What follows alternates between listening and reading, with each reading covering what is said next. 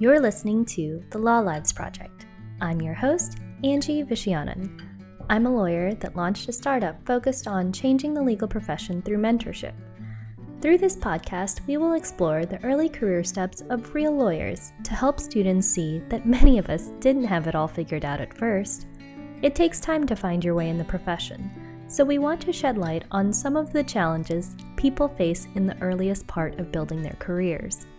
Each week, I sit down with members of the legal profession and chat with them about the paths they took to get where they are now, including the times they stumbled, the times they fell, and the times they needed a little help.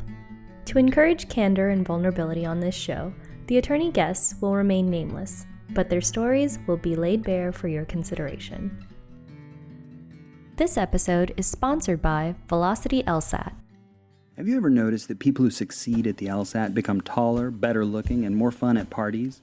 That they have the uncanny ability to juggle and are graceful ballroom dancers? Well, if you want to succeed at the LSAT, Velocity LSAT has got you covered. Velocity is the online video course taught by me, Dave Hall, the guy with all the 180s.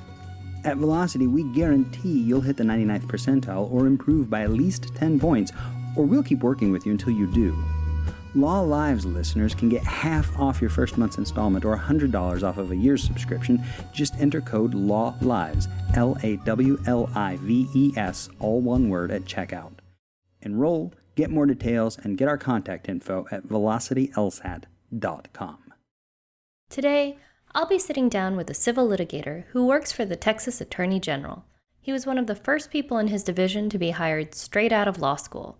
We'll be discussing his career path from law school to his current position, and we'll also go over his role and responsibilities as a civil litigator.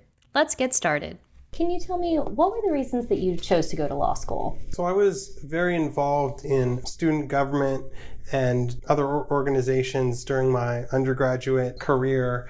And I got really interested in the idea of representing people and trying to achieve their objective. For student government, that meant different projects, different things we were trying to do on campus. But the idea of representation was very appealing to me. And I got to a point in my undergraduate degree, which was in economics and finance, that I basically knew that I was going to get some sort of post-undergraduate degree. So it was either going to be a master's or PhD in economics or law school. And of the two, law school seemed more appealing to me. And then my senior year of undergrad, I got appointed to be a student regent for the UT system. And a lot of the real regents, the voting regents, were lawyers. And the types of problems that they worked on and their way of approaching those problems was really appealing to me. And so I decided that those were sort of the role models I wanted to pursue professionally. So you developed your interest in going to law school while you were in undergrad? Yeah. And did you have anyone in your family who were lawyers? Did you know any lawyers? Not really. No one in my family, and I didn't really know anyone personally until, like I said, my senior year, when I was interacting with lawyers professionally. But at the time, I had already applied to law school, so it definitely wasn't what led me to apply, but it definitely confirmed that it was an appealing prospect. So how did you pick what law schools you applied to? I sort of broke it down into three categories. There were reach schools that, based on my GPA and my LSAT score, seemed like it wasn't impossible to imagine that I would get in, but that it wasn't a given, it was a reach. Schools that I felt like, based on their demographics of incoming students, I felt fairly comfortable that I would get in because they sort of matched my profile, but it wasn't a given. And then there were fallback schools that I thought my LSAT score was higher than those schools, or my GPA was higher, that I felt fairly comfortable that I would be admitted to those schools. I knew I wanted to stay in Texas, and so for the most part, I applied within Texas, although there were a few of the reach schools that were outside of Texas that I thought, well, maybe I would go leave the state for that school if I was admitted. Okay. And did you know what practice area or general industry you wanted to be in? Did that factor into what school you picked at all? No, I don't think that factored in. I didn't really know what I wanted to do with the degree at the time I applied. What were a few things that you wish that you knew before going to law school? One of them is that the law is more of a skill than a knowledge. So it's not really about learning the subject matter. You have to learn some of the subject matter in order to understand the context, but it's really more about learning, how to think, and how to apply the knowledge. I wish I'd known that law school doesn't actually prepare you to be a lawyer. Mm-hmm. You kind of have to learn that in more of a traditional, almost like a master journeyman apprentice relationships. It all worked out fine, and I've had great career mentors. But if I'd realized how important it was to foster those relationships, I think I would have been more focused on building those types of relationships my first year, and would have been less stressed about grades. Because while you need some level of academic proficiency in order to get those jobs, it's ultimately not as important as fostering relationships. And ultimately, what law school did you decide to go to, and why? So I went to UT Law. It wasn't a reach school. It was about what my LSAT score and GPA suggested. It's the best ranked school in Texas, a top 20 law school, and they also offered a decent scholarship. And so it was also the cheapest of the more reputable schools that I got into. So it made sense both from a quality of law school and from a cost of admission standpoint. And while you were at UT, did you participate in any extracurricular activities like moot court or law review or clinics? I was on the tuition setting committee my 1L year. I did a clinic. I think it was my 2L year. I think it was first semester 3L year. I did mock trial on the interscholastic team. I think those were the main things. Which clinic did you do? I did a housing clinic. So I represented low-income persons who were on voucher-based housing. One lady was her landlord was kicking her out because her boyfriend was caught with marijuana in her apartment. And it was one of those things. It was actually amazing how many of the problems were boyfriends at the housing clinic. It felt like at least half of the people, it was their boyfriend made a bad decision. And so I was like, man, these women, their boyfriends are more problems than they're worth. But I'm happy to say that I worked out a settlement literally right outside the courthouse where the landlord would not expel her, would not kick her out in exchange for her agreeing not to allow her boyfriend on the premises. And I think she dumped him after that because she was pissed. He was babysitting her child at the point at which he was smoking in her apartment. So she was pretty mad. I think she was all too eager to accept that deal. I'm pretty sure he was not welcome from her perspective either. But I was happy because she would have lost affordable housing, and I don't know whether she had a good fallback at that point. So it was my first experience actually representing a client in a real case. Did you develop any skills during that clinic that you felt were helpful for later on in your career? Definitely. And I recommend clinics for anyone who can do them in law school. I think they're a great exposure to the actual legal practice. I think managing a client relationship was probably the most important experience, building that kind of trust. And it's kind of awe-inspiring when you're a student, especially like a 2L or a 3L, and you're representing someone and you realize, wow, this could affect whether or not this person is homeless. And I'm so glad that I have a lawyer who's looking over my work and sort of managing me, because for me, it's sort of like, oh, this is just part of my education, but it really brings home like, no, this is someone's life. Yep. And in some real sense, where they live and where their child sleeps at night is in my hands. And so that is sort of brings home a lot of the other stuff that's relatively abstract when you're just sitting in a classroom. For sure. Which moot court did you participate in? It was mock trial, not moot court. So I'm sorry, mock trial. It wasn't appeal. So a moot court, as you probably know, is appellate level. So it's the trial is over. Mock trial, there are pretend witnesses. It's literally a mock trial. And so I did that I actually can't remember which interscholastic competition it is, but law schools are competing against law schools. And did you participate in any externships? I mean, I did my summers, I split summer. So I always was doing something over the summer. And then in addition to that, there was one semester that I worked for TASB, which is the Texas Association of School Boards. And so I was making a little bit of money doing that for I can't remember whether it was 5 or 10 hours a week. But I actually wouldn't recommend that because I feel like the money wasn't really worth it. And so, because it wasn't that much money. Mm-hmm. And so I don't think I really... It's funny how when they pay you, they don't feel obliged to give you interesting assignments. And so I didn't really feel like I gained that much from it professionally, although it is a great organization, and I don't mean to insult all the quality people that work there. Just from a career standpoint, it wasn't really worth the time. So I probably would have been, well, actually, it was fine, but yeah. What jobs or internships or activities did you do in the summer between your 1L and 2L year? So 1L summer...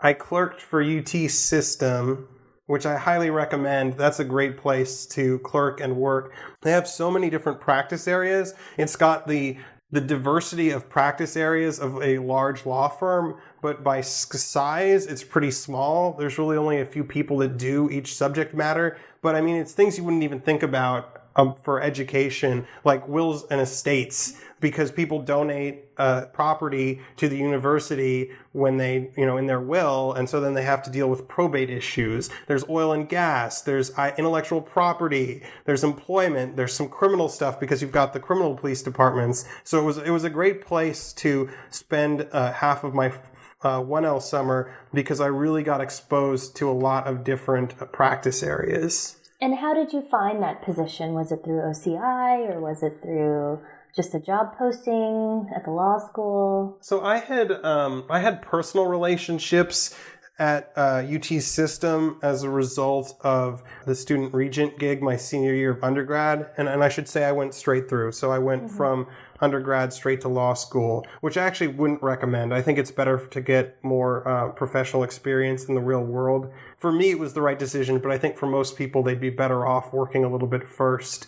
So I already knew that UT System, Office of General Counsel, was a good place to work, but I'm sure I interviewed for it just through the normal process. And what jobs and internships and activities did you do between 2L and 3L year? I did a clerkship at the Attorney General's office in their Human Resources Division and the Texas Education Agency in their section that deals with teacher discipline, like maybe not outright revoking the teacher's certificate, although that's certainly, I think they called it the death penalty for teaching, but also other forms of discipline short of outright revocation. And how did you find that position? I applied to both of those during the fall on-campus interviews. So at UT, they call it fall OCI, but I've heard different acronyms at different law schools, but it's pretty standard. The would-be employers come to campus, and then you're in the interview shuffle. UT has a suite where it's very mechanical almost. It's like 20 minutes, you're in, you're out, next person, you're in, you're out, and it's just like that all day.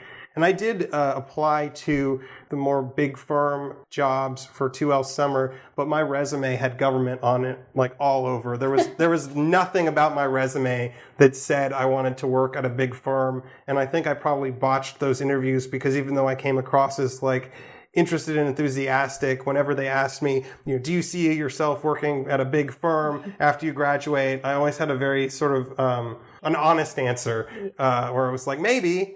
And I think that the correct answer to that question is yes, an enthusiastic yes. And I will work like a slave to make partner, and you will squeeze blood from this stone. Let me be the stone you squeeze blood from.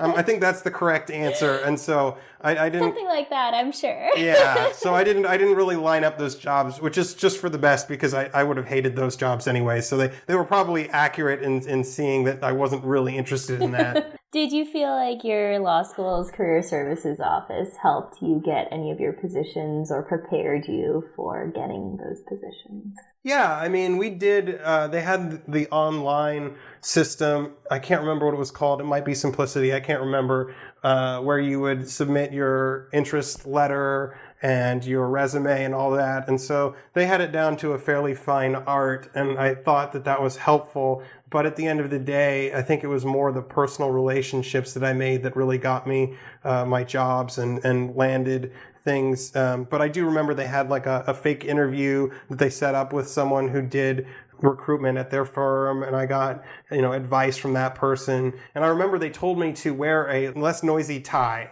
because I was told that I had a quote, big personality, and so I needed a muted tie so that my tie wasn't as loud as my personality. So I've been trying to wear muted ties ever since, with limited success. Were you in the top 10% of your class or the top 20? I don't know. UT doesn't make that information public. I was probably in the top 30%, maybe top 20%, because I did have a good GPA. I honestly couldn't tell you what it is right now. It might have been like a 3.8, something like that. But it was probably not top 10.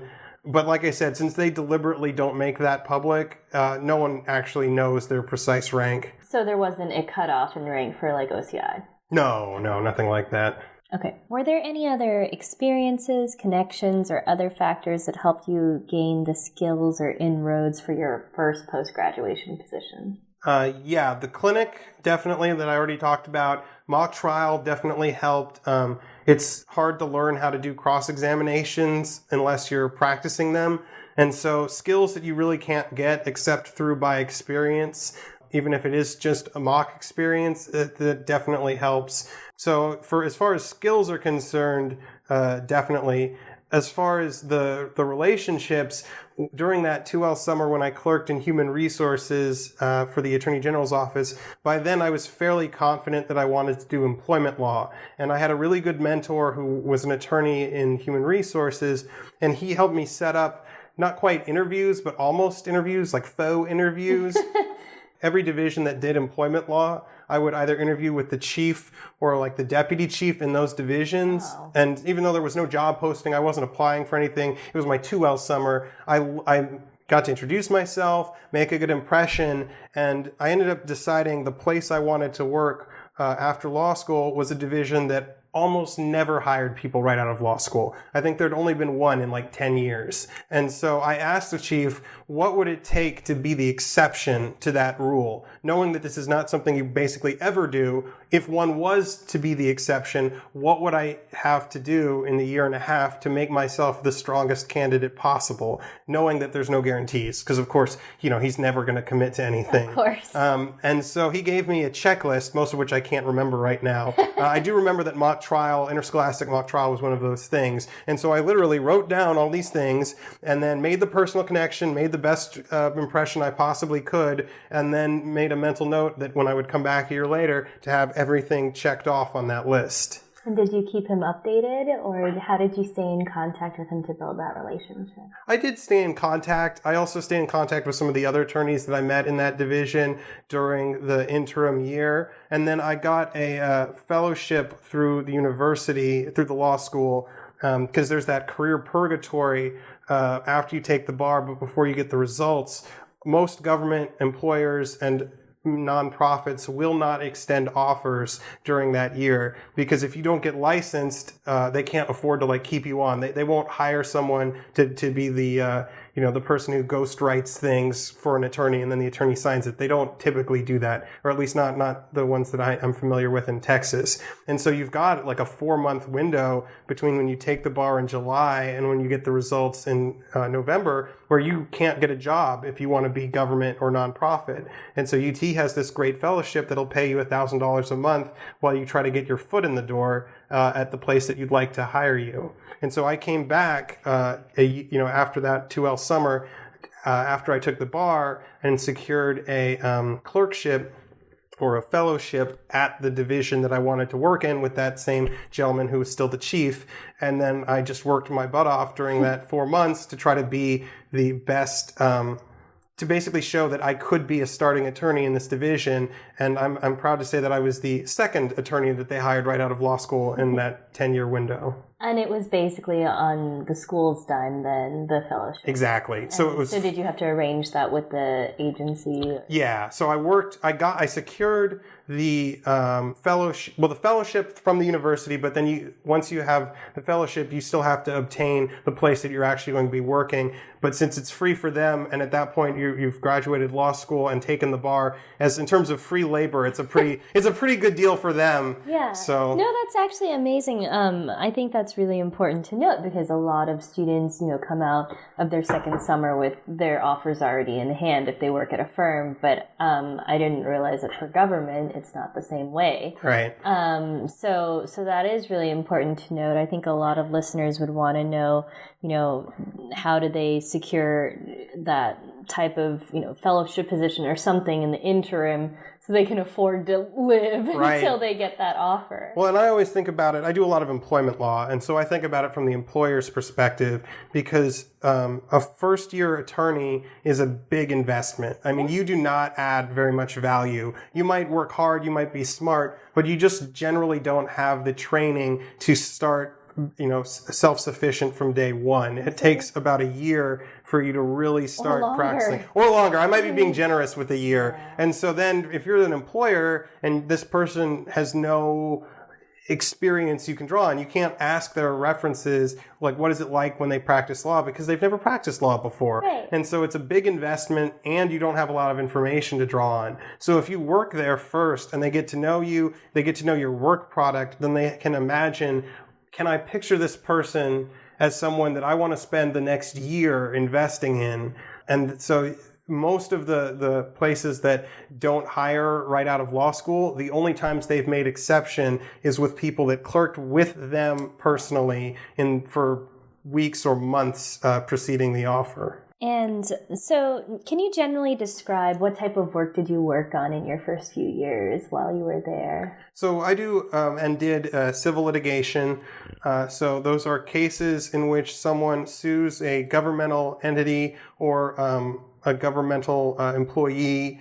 About 40% of my practice was employment litigation, so discrimination cases, Americans with Disabilities Act, and then the other 60% are civil rights cases, most of them under 42 USC 1983. But it's basically anytime someone says, you violated my rights, government, and then the government says, no, we didn't. Right. And you can't see, but I'm shaking my fist. And so anytime where someone says someone else violated their rights, I'm the one saying, respectfully, no, we didn't. And so, and it's both state court, federal court, handled a lot of my own appeals, and I had several jury trials as well. So fun stuff. Did you run the entire case yourself? Did you draft the pleadings? Did you come up with strategy? Right, yes. With one caveat. So it depends on the case. When you first start right out of law school, you're going to have some hopefully some good mentors. But yes, we handled our own cases unless it was really big. Like there was a case I worked on that was an enforcement action brought by the U.S. Department of Labor, and they brought it on behalf of over 800 employees, and there were over 140 depositions in that case. And it was a big case. So obviously no one attorney handled that in our office, and I probably took something like 20 to 30 depositions in that case. In your first year? No, not in my first year. Sorry, that was probably year 3. It was definitely, I went from having taken 5 depositions to 20. to 25, in 3 months. So that was a good career growth opportunity for me, which is why when the more senior attorneys, are you interested in working on this? I said, heck yes, I am, because it was a really good opportunity to grow professionally. And those depositions were relatively short, like 3 hours. And so... Oh, that is very short. Yeah, it is pretty short, but it was great because it was basically variations of the same deposition over and over again. And in most cases, you do the deposition, but each deposition is unique. Mm-hmm. And so you don't get a chance to sort of try again. Mm-hmm. And in that case, there was a lot of opportunity to build and grow and get better. And so that I consider that excellent. Sort of a growth moment. And I think most people can look back on either cases or projects they worked on in their career and think oh, I really grew a lot as a result of that. And for me, that case was definitely one of those cases that really, I feel like I was a much better attorney and more experienced attorney when I finished that case than when I started it. But that's an example, to go back to your original question, of a case in which there were multiple attorneys and I was but a lowly voice at the bottom of the totem pole. But most of my cases I handled myself. So how many cases would you say you've probably tried So I've been practicing for about 6.5 years, and it depends on what you mean by tried, because most of our cases do not make it all the way to a jury. As a civil defense practitioner, we've got cases that we dismiss on the pleadings, that we win and get them dismissed before you even get to discovery. And then there's cases that you do discovery and then you get summary judgment on. And then there's cases that you settle, either pre-discovery, after discovery, or maybe even on the eve of trial. Maybe you go to mediation. So I've only had 6 trials, but I use only in sort of air quotes because for a civil litigator, trials are so rare that if you asked someone in the private sector who's been practicing for 6 years, how many trials have you had? The answer would probably be 0 for most of them, maybe like 1 or 2. And if you pressed on that, it might be like, okay, they worked the doc cam for the partner. But in terms of actually like openings, closings, cross-examinations, handling witnesses, the whole 9 yards, especially for a trial that goes on for a full week, it's a pretty rare thing. So I consider myself lucky to have had 6, and then also two appellate oral arguments, which is also really fun and exciting. Oh, that's amazing. Appellate oral arguments at a young phase in your career are pretty rare. So if you had to ballpark how many cases you've just handled or worked on.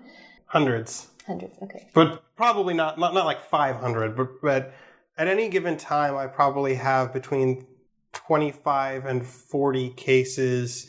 And I did a stint in a different division where the cases were simpler, but there were more of them. So I would probably say ballpark maybe 150 to 200 cases, realistically. So if somebody wants to be a litigator, this is a really good type of position where they would get a lot of experience. Definitely. If someone wants to be a civil litigator. And I put that caveat on there because really, if what you live for is the courtroom, it shouldn't be civil litigation. Right. You should be a prosecutor or a criminal defense attorney, because some of my prosecutor friends, they're in the courtroom all the time, every single week. I'm only in a courtroom maybe every other week. Mm-hmm. And even then, some of that's just like status conferences and little things. But if you live for the trial, you want to go into criminal law. But that said, they don't do a lot of motion practice, and the cases tend to be relatively simple in comparison to some of the complicated civil litigation, like that enforcement action I mentioned that was about the Fair Labor Standards Act. I mean, most prosecutors don't handle cases that are that complicated. So do you enjoy civil litigation? Do you think you picked right coming out of law school? I did, although when I first started, I was like, employment law. That's what I want to do. That was when I did those interviews. It was the employment law sections. And now I'm like, okay, employment law is fine. Let's talk about the constitutional cases. Like those are where the action's at. First Amendment, and due process. That Fifth Circuit oral argument was an academic due process case. Like those, that's kind of where my real passion is now. But yes, I chose wisely. It's like the Indiana Jones, the Grail. I chose wisely.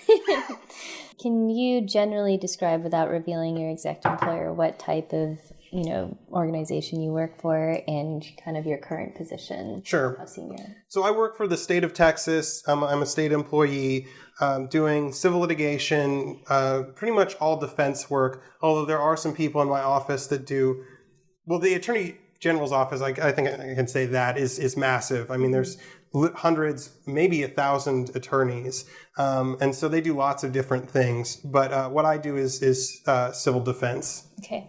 What level of attorney would you say you are? Well, so there's not that much diversity in title amongst the Attorney General's office. Basically, all the attorneys are Assistant Attorney General followed by a number. There are some titles like I have some semi-managerial responsibilities where I mentor other attorneys, but there's not a position that's associated with like a pay bump. Okay. Can you describe like 15 or maybe not even that much, but just a few discrete tasks that you have to perform like on a day-to-day basis, writing briefs or doing research or meeting with clients? Sure. So reading and writing are huge. That's probably true for most, certainly civil litigation. Do a lot of writing motions, writing letters, writing memos. There's also a fair bit of face-to-face interaction, interviewing clients, prepping people for depositions, defending depositions, taking depositions, There's a fair bit of motion practice involved. For federal court, there's not a ton of hearings because unlike state court, federal courts generally decide things based on the written briefing unless the judge has some very specific questions that he or she wants to ask the counsel. State court, you basically can't get them to rule on anything unless you show up in person, with some exceptions. And some, every judge is the king of their own little kingdom or queen of their own kingdom. But for the most part, you need to get in front of the judge. So there's some oral advocacy involved there. So how much of your time would you say you spend working on the actual substantive work versus actually being in court? I would say the lion's share of it is definitely in the prep and in the writing and in the depositions. But, if you have a motion hearing, that could just be between 30 minutes and an hour, or, if it's like a motion for preliminary injunction where there's actual witnesses, that takes longer. Most of the trials that I've had have been for about a week. But again, there's only 6 of those. So I would say that the vast majority of it is writing. That said, at the point at which you're actually in court, it's pretty important to do it well, because at that point the chips are on the table. And that's why the mock trial stuff is so important, because it's hard to get practice cross-examining a witness. Pretty much by definition, if you're to the point of cross-examination, you're in front of your decision maker, whether that's a jury or a judge. And so you don't get many freebies. Wait, Your Honor, let me try that again. I think I can do better. Okay. It doesn't really work that way. So if you're in law school and you want to do anything court-related, take advantage of those interscholastic opportunities, because you might not get another free shot at it when the stakes are low. How much of your time do you spend interacting with clients? It's pretty regular. Even when you work for the state, we still have clients. We still use the same sort of nomenclature when we refer to them. Obviously, if we represent individual persons like government employees, then those are the clients. But of course, there's also a lot of state agencies. And I try to always remember that even if we're representing an agency, there's still a person whose decision is on the line. And sometimes, those cases can still be as personal to them as to anyone else. And whether or not the state ultimately indemnifies them, if there's a judgment against them, at the end of the day, these people take pride in what they do. And if they're being accused of something, most people take that pretty seriously. And so I think it's still important to earn the trust, to establish the personal relationship, to let them know that you're, if you represent them individually, that you're their lawyer. I will sometimes give my personal cell phone number, although I'm finally important enough now to have a business cell phone. It took a while, but so now I can give that number instead. But I've still had people call me. I've represented judges before, and I won't name names, but there was one judge who was very chatty, and he would call me sometimes and talk about things that weren't even related to the case. And I know, so I have Snapchat, and Snapchat came up and popped me and said, "You should add him as a Snapchat friend." Nope. And I was like, "Nope, I'm not going to be adding Judge so and so as my Snapchat buddy. What he snaps is his business and no one else's." So that was a funny example. But yeah, I actually really like representing judges. They make for good clients. I'm sure, because they know the whole process. Yeah, I mean that can cut both ways, but when you've represented a judge, it's just a nice relationship to have. I haven't appeared in front of a judge I've represented yet, and I probably would need to disclose that to my opposing counsel. But not for any case related reason. It's just nice to have that relationship and good source of career advice. Sure. So, what are some of the best things about your job? I'd see being able to manage your own cases. Being able to determine the strategy yourself. It's relatively autonomous, but at the same time, since you're not competing for clients, there will always be more work coming in the door. There's no sense of being in competition with your peers. My work product, steal it. I'm going to, what do they say that, plagiarism or copying is the most sincere form of flattery. Take it. It's yours. I'll be flattered if you consider my briefing worth doing. Or people coming in and wanting to talk through cases is really great. And since we don't have billable hours, there's not quite as much time pressure. Although, I mean, I don't work with anyone who I consider lazy or anything like that. And we still work, more than 40-hour weeks for sure. But there isn't quite as much 6-minute increment pressure. And so if someone wants to pop their head in and spend even an hour talking about their case, unless I'm fighting a specific deadline, I really enjoy those conversations and the creativity. So I really like that. One final thing I'll say is that I get to make almost all of my decisions based on the tactics of the case. So if I think tactically it would benefit my client to depose someone, I'll, depose them. Or if I think that I have a chance of getting one of the claims dismissed, I'll file the motion. And so I don't have to make decisions about cost. Yeah, about cost in that way. And obviously, I don't want to suggest that your taxpayer dollars aren't being well spent in terms of cost, but I'm a salary employee. So I'm not paid by the agency or the person that I'm representing. And so I don't have to worry about them saying, well, I don't really want to pay for this. If you think I only have a 70% chance of getting this dismissed, I'd rather wait and take the next opportunity when it's 90%. Right. And so I get to make all my decisions about what best serves the case, not what best serves my billable hours. That is really nice. I think that's kind of a rare opportunity for a lot of people. So what are some of the worst things about your job? And try to be as candid as possible.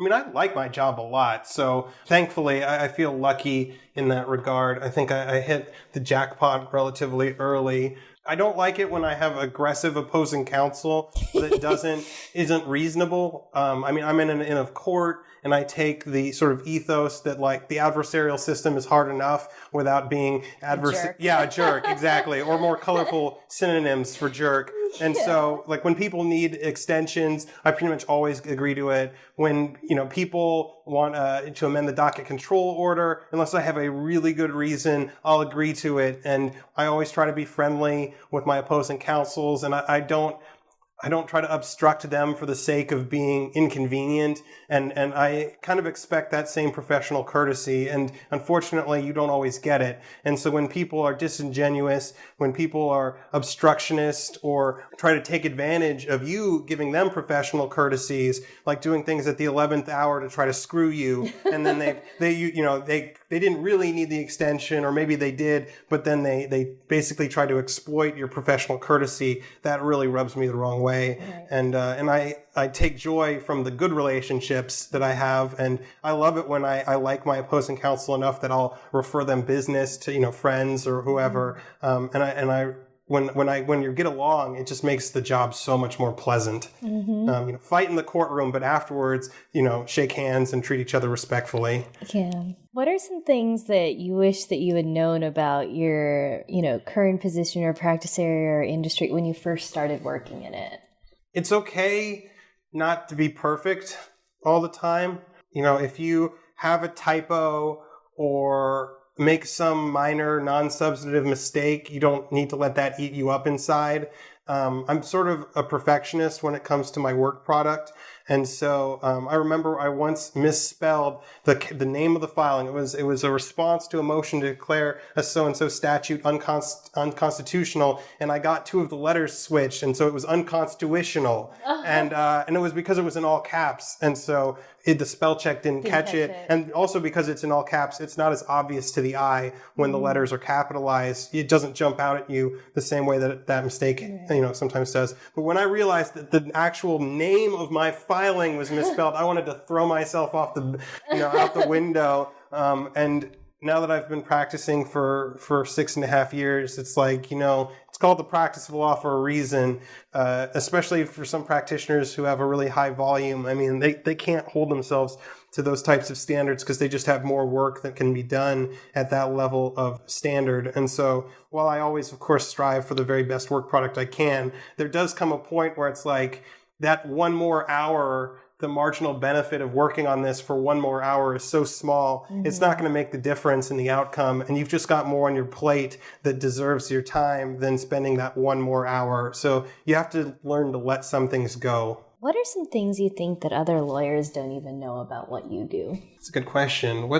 don't know if any lawyers know anything about what I do. So I guess I don't like the stereotype about government attorneys to the extent there is a stereotype. The sort of good enough for government work bothers me a lot because most of the attorneys that I know who work in government are there because they want to do something that's hands-on and they're interested in the subject matter. We'll talk about that a little because I think from a law student perspective, they don't really understand what that stereotype is. And maybe, among lawyers, it's a little bit different. Well, I don't want to spread the various stereotypes. If they don't know about it, it's not a stereotype. It's not a thing. Disregard. If you've never heard Good Enough for Government work, then don't. You didn't hear it from me. But supposedly there is some stereotype that like people go into government because they couldn't hack it in the private sector, or people just want to work 9-to-5 jobs and go home. And I don't work a 9-to-5 job. I mean, I work 60-hour weeks, just like many people. And I know some people will work for like 90-hour weeks, and I've done that, and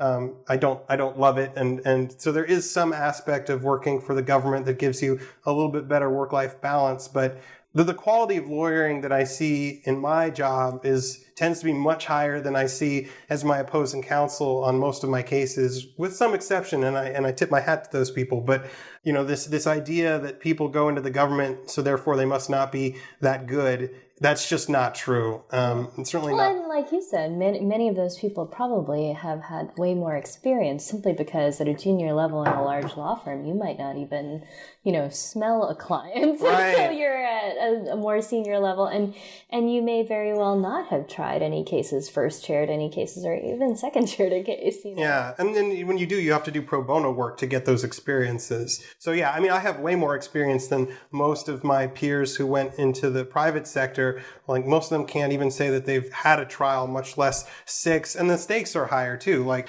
defending the constitutionality of statutes, right. Or like things that really matter, not just to one client, but to the law of the state. And being able to say that you worked on cases that actually changed what the law is, instead of just cases that are operating under the law. I mean, there's some areas that I can say that I have influenced what the case law is. And so that's very satisfying. And you can think about things a little bit more longitudinally when you're working for a state agency who's thinking about it outside of the context of any one case. And what was it like to work on the appellate cases? How is it different than working on cases at a trial level? I mean, it's different. The record is what it is.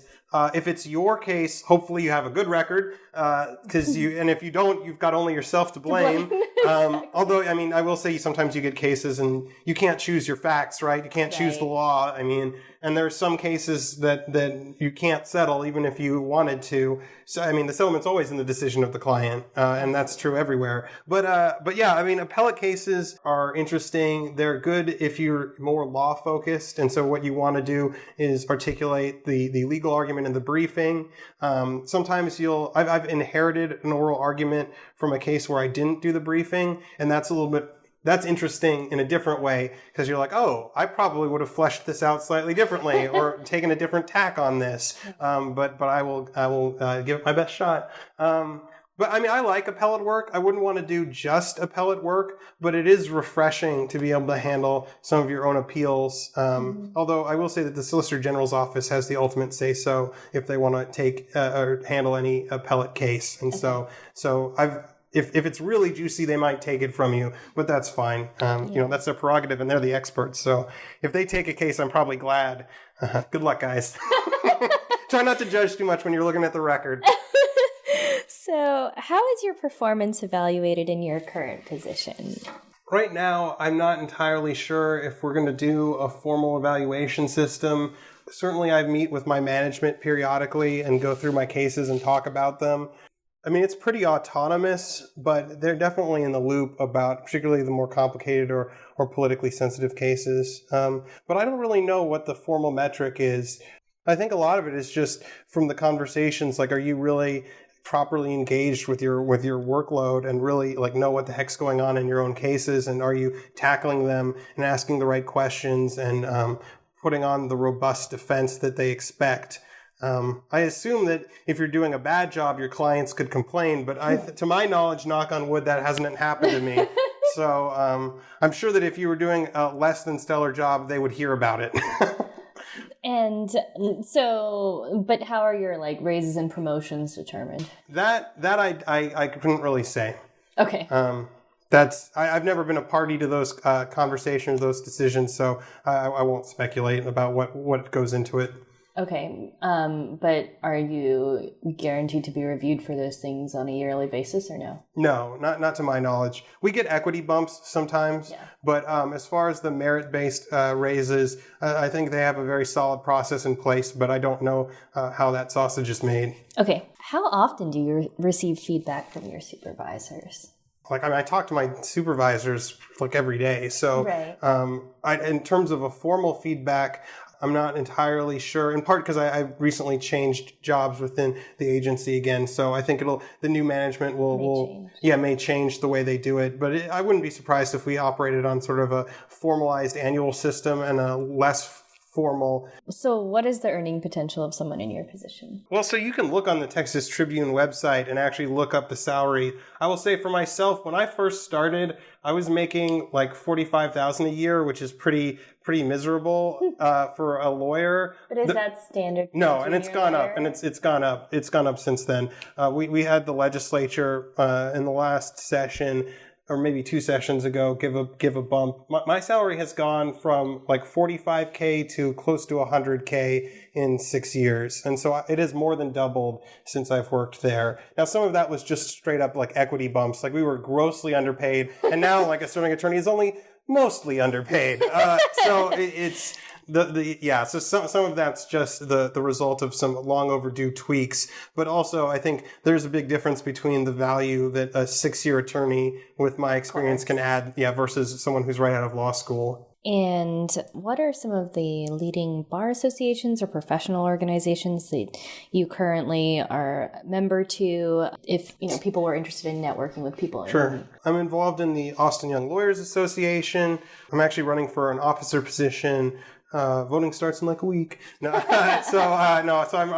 I've actually been an ex officio member of that board for a solid 2 years now, a non-voting liaison position. That's a great organization. The members are, I think, either under 40 or have fewer than 5 years of practice experience. I think those are the credentials to be a member. It's a really good way to get involved. I'm in an Inn of Court, which is another really good organization, a little bit more expensive, a little bit harder to get into, but that's really good. And they promote all those values about collegiality and professionalism that are so important particularly in the litigation context. Can you describe what an Inn of Court is? So an Inn of Court, as I understand it, I think it was 1970s, there was a lot of really nasty interaction in the legal profession, and they were losing some of that custom of professionality and collegiality that had been there. And so there was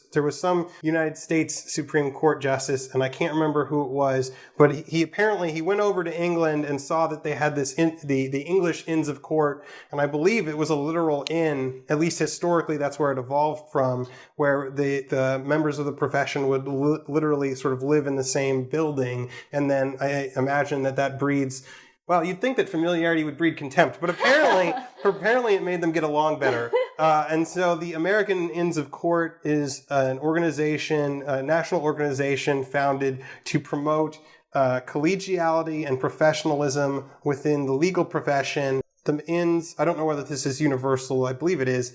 The inns meet once a month, and the organization is broken up into smaller groups that put on a CLE, continuing legal education presentation at every inn meeting. And so we eat dinner, and there's about an hour where people talk and have, sort of a happy hour setting, imbibe if they so choose, although, be on your best behavior. Right. Because there's a lot of judges and other well-respected jurists in the inn. And then sit and enjoy the CLE presentation put on by their peers. And it's just a good way to get people in the same room.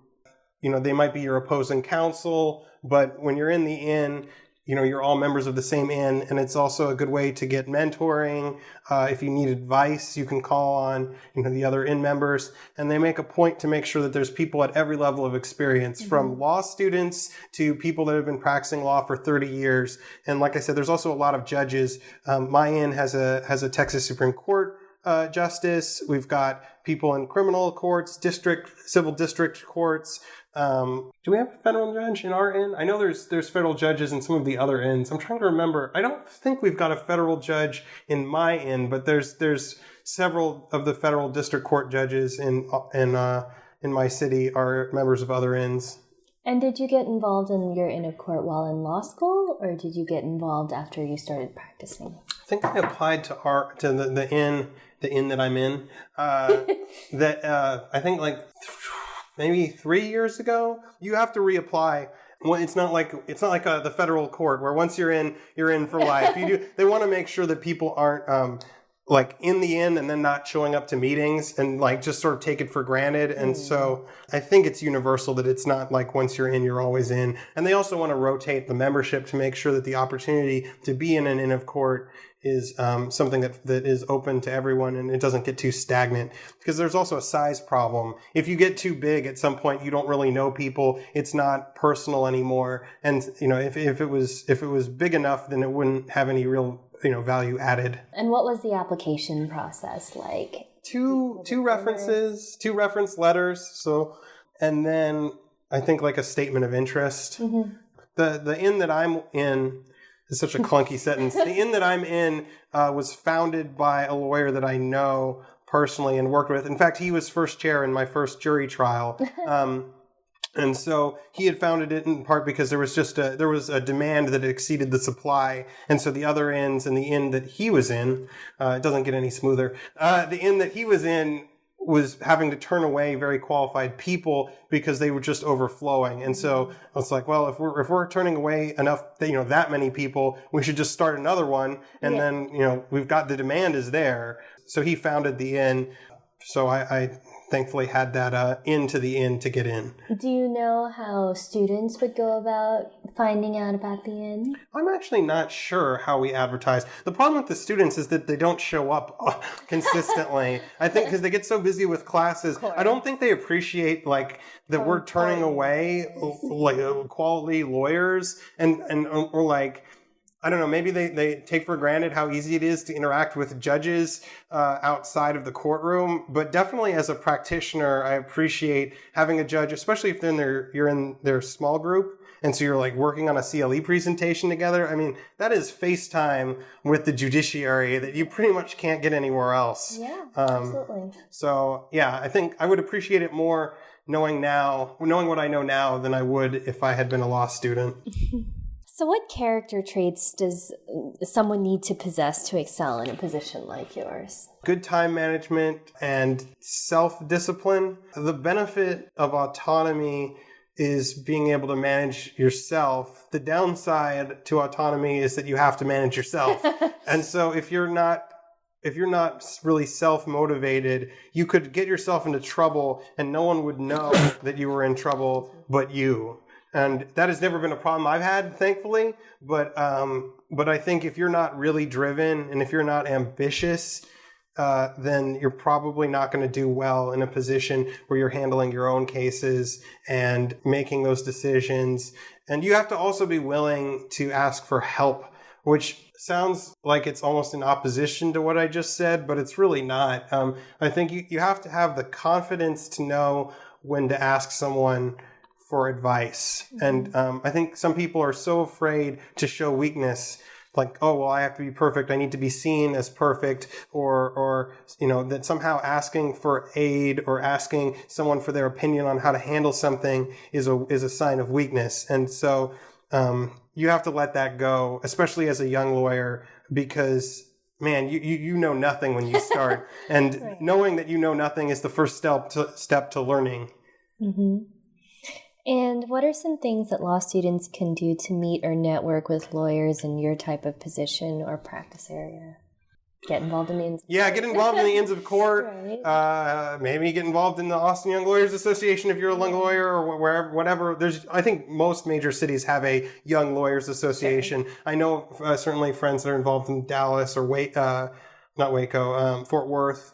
just going to court, frankly. If you're a law student, spend some time, if you've got a courthouse near your law school, just show up and watch, because it's amazing how much you can learn and how much you can see. I mean, the courts are open unless there's something super secret going on that's closed to the public. But if you wanted to, just put on some nice clothes, go sit in the audience, and you're going to see all sorts of crazy stuff. So yeah, but in terms of getting involved, I think joining any one of your or Austin, the different bar associations, there's a lot of great lawyer-focused organizations out there. It's funny, the legal community is not that big. Right. Like, I've been in courthouses, like last week I was in the federal courthouse in San Antonio. 2 lawyers I know emerged from that courthouse, and I knew them from different cases. Right. And so it wasn't even like they were working for the same firm. I was in El Paso, and there was a former law clerk who clerked in our office who was in the courthouse, and then we went out to lunch. And so it's even in the entire state of Texas, it's really not that big. Yeah, just foster those relationships. And finally, do you have any advice for law students? Network early and often, but network is not giving someone a business card and then like your work is done. Networking isn't even also like just sending a quick follow-up email, like nice to meet you, although that's good and that's a good professional courtesy. And in fact, if you can send like a little postcard or like a snail mail letter, that's even better than an email. But good networking is about forming relationships so that when the next time you see the person, they know your name, they feel like they know you, they would feel comfortable calling you for a referral, or just it's not just getting the card. It's about establishing a connection with someone. And if you can feel comfortable and be brave enough to take people out to lunch, and by take, I don't actually mean you have to pay for them. Right. But like go out to lunch with people, go out to coffee with people. I don't know very many lawyers that would turn away a law student who said, hey, can I pick your brain about the legal profession over coffee? I can't really think of anyone who would say no.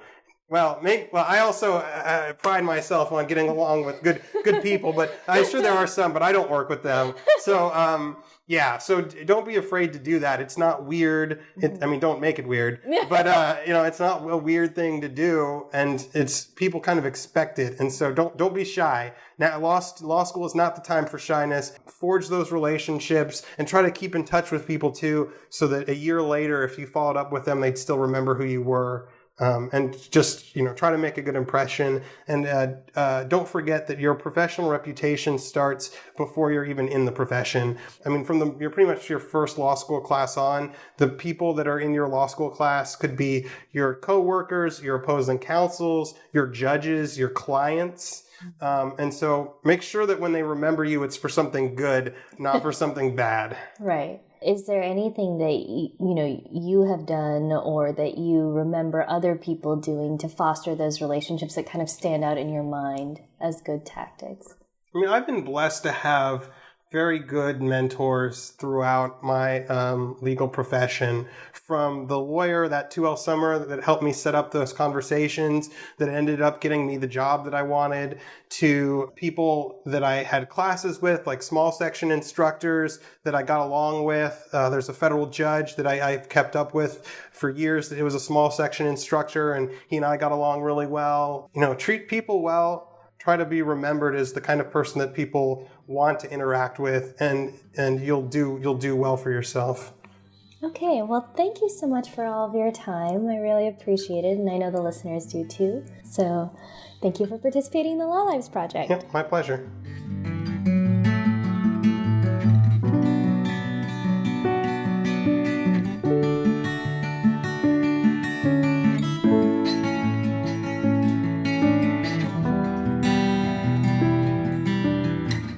All right, everyone. That's it for today.